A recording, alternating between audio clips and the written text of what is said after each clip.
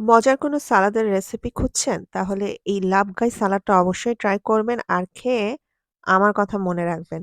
তো চলুন আমরা মূল রেসিপিটি দেখে নিই কিভাবে তৈরি করলাম। আমি এখানে একটি চিকেন বেস্ট নিয়ে সেটাকে ছোট, ছোট করে কেটে নিয়েছি। এখন এখানে ১ চা চামচ আদা পেস্ট দিয়ে দিলাম, ১ চা চামচ রসুন পেস্ট দিয়ে দিলাম। সেই সাথে স্বাদে ম্যাজিক যে মসলাটা পাওয়া যায় সেখান থেকে ১ চা চামচ দিলাম। আপনারা যেকোনো স্টক পাউডারও ব্যবহার করতে পারবেন। সেই সাথে লবণ আর গোলমরিচের গুঁড়াও এড করে নিচ্ছি।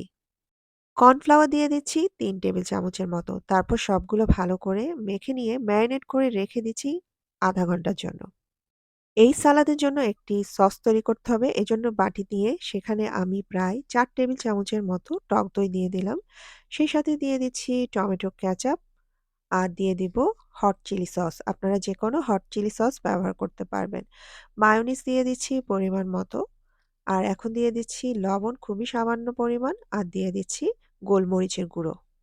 এখন দিয়ে দিব সামান্য একটু সয়া সস। সয়া সসের পরিমাণ খুবই কম দিতে হবে।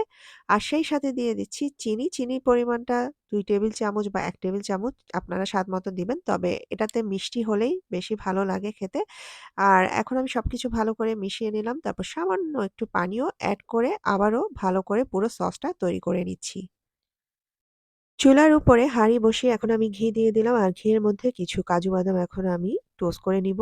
আর এই সালাদের বৈশিষ্ট্যই হচ্ছে আপনাকে এই বাদামটা ব্যবহার করতে হবে। আর যদি চান তাহলে পিনাটও ব্যবহার করতে পারেন। আর একই হাঁড়ির মধ্যে আবারও একটু ঘি দিয়ে চিকেনটা আমি এখন ভেজে নিচ্ছি।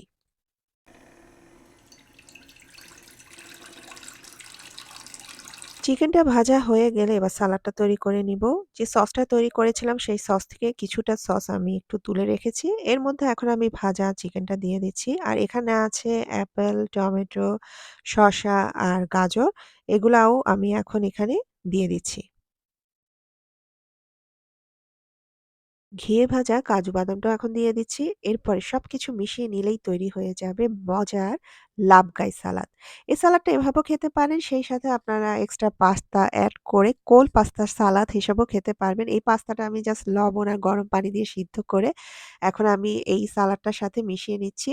এটা কিন্তু আপনারা বাচ্চাদের স্কুলের টিফিনে বা আপনারা নিজেরা অফিসে যাওয়ার সময় নিয়ে যেতে পারেন। আর এক্সট্রা যে সসটা তুলে রেখেছিলাম সেটা একটু মিশিয়ে নিলাম।